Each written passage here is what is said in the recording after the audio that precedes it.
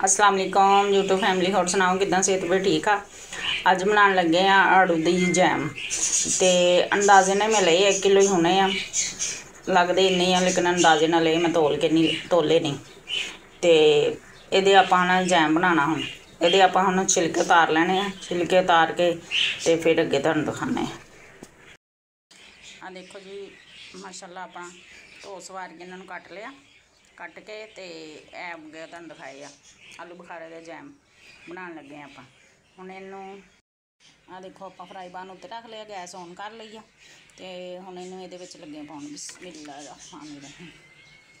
हल्की अग चल रही है नीचे, तो हुण इदां करके आपां हिला लेना चंगे तरीके दे नाल।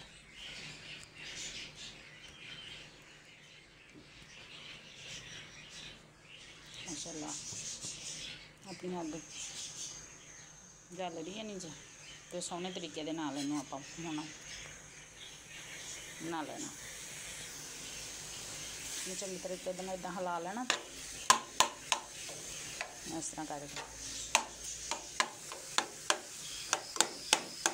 आड़ू दा जैम माशाअल्लाह बच्चिआं नूं बड़ा पसंद आ इस तरीके दे नाल।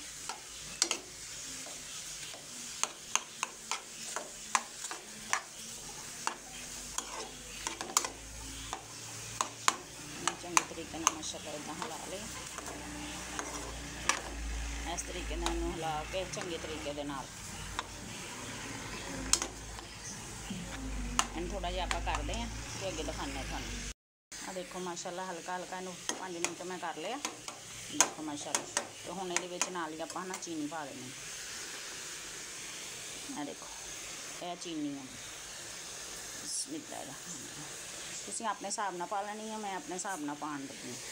सानूं थोड़ा जिहा ना मिठा पसंद है ज़्यादा, तुसीं अपने हिसाब नाल पा लेनी। चीनी पा ली ये, इनूं हुण आपां चंगी तरह इदां मिक्स कर लेना। ये आपां कोई पानी नहीं पाया हैगा, ये चीनी दे पानी दे नाल ही माशाअल्लाह हो जाना। क्यों अपने ना आलू बुखारे थोड़े जे सॉरी आलू बुखारा कहण नहीं, अपना ना आड़ू थोड़ा जिहा ना नरम सीगे, पक्के होए सी ज़्यादा, कच्चे आड़ू नहीं सीगे। ते इहदा इन्ना खट्टा भी नहीं बनना जैम, माशाअल्लाह सोहना बनना। तो यह जिहड़ा चीनी का पानी आ इहदे विच ही इन्हें हो जाना। इदां ही आपां इनूं इस तरह कर करके ना इनूं आपां विच हल कर लेना इस तरह कर करके। बिल्कुल दम वाले फ्लेम ते बनाना वा। तो इहदे विच आपां थोड़ा जिहा एक चुटकी देखो नमक हुण मैं पा रही हूँ थोड़ा जिहा, मैं इन्ना क नमक पाना। आ देख बिस्मिल्लाह, चीनी तुहाडे सामने पाई सीगी। आ देखो चीनी दे नाल ही है ना हल होने शुरू हो गए। इस तरह करके नून चंगी तरीके नाल आपां मैश कर लेना माशाअल्लाह। इस तरह तो अपना जैम आड़ू का एडा मज़े का बन जाना। इस तरह नवे नवे तरीके नाल बनाया करो तुसीं, हर चीज़ हर फल का इस तरह अपने बच्चों को बना के दो घर दे विच। देखो इस तरीके के नाल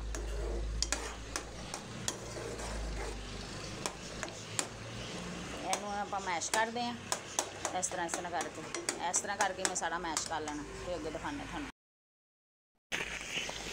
देखो माशाअल्लाह जैम मैं बिल्कुल इस तरह इनू देखो माशाअल्लाह इस तरह करके इनू का मसल लिया सारा। देखो किड्डे सोहना माशाअल्लाह हो गया तैयार। मैं अपना जैम हल्की अग ते बिल्कुल दम वाले फ्लेम ते देखो माशाअल्लाह कितना प्यारा बन के अपना जैम तैयार हो गया आड़ू का माशाअल्लाह। देखो हुण इहदे विच आपां तेल पाउण लगे सफैद। आ देखो ए तेल आ, इन्हां नूं ना मैं थोड़ी जी मिट्टी सी इन्हूं सवार के मैं धो लिया, धो के ये तद इस तरह वा इहदे च पा ले। इन्हूं हुण आपां थोड़ी देर इन्हां नूं पकावांगे क्यों कच्चे सीगे। इस तरह करके नाले थोड़ा जिहा होर गाढ़ा हो जाऊगा। देखो माशाअल्लाह आड़ू का जैम अपना कितना सोहना प्यारा बन के तैयार हो गया। नाल ही इहदे विच आ देखो सफैद तिल किन्ने प्यारे लगते पे। तुहाडे सामने इहदे च कोई चीज़ नहीं पाई ऐसी। ਇਹ ਤੁਸੀਂ ਇਸ ਤਰ੍ਹਾਂ ਬਣਾਓ। ਤੇ अगर तुसी है ना यानी कि सेफ करना चाहते हैं तो ये ना नींबू 2 लैके, अगर वड्डे साइज़ के थोड़े जे वड्डे साइज़ के नींबू 2 लैने आ, उहदा यानी कि 2 चम्मच रस निकलिया होवे जिहड़ा ओह इहदे विच आपां पा देना। ते ये फिर ना तुहाडे खराब नहीं होऊगा। भावें तुसीं साल रख लिओ, भावें यानी कि 2-4 महीने रख लिओ, वो खराब नहीं होएगा। लेकिन यह जो बनाया इस तरीके भी बनाओगे तो अपना ना यानी कि हफ्ता चल सकता वा, क्योंकि ये आप नींबू का कोई नहीं पाया है खट्टा। अगर सिल्का भी पा लोगे तो सिल्के दे भी तुसीं 1 चम्मच सिल्के का पा लेंगे तो तामी यानी कि अपना नहीं खराब होएगा जैम। देखो जी माशाअल्लाह इस तरीके दे नाल देखो माशाल्लाह कितना प्यारा बन गया है। देखो ये थोड़ा जहा ना बिच यानी कि माड़े माड़े रखे यानी कि कड़ है ना, देखो माड़ा माड़ा मोटा मोटा थोड़ा जहा बिचों, इस वजह तो कि ये ना जो मूँह च आएगा ना तो बड़े मज़े का लगेगा। इस तरह माशाल्लाह तुसीं भी बनाया करो। जी जैम अपना बन के तैयार हो गया। गैस दी आप बंद कर। तो मेरे यूट्यूब चैनल का नाम है किचन हांडी।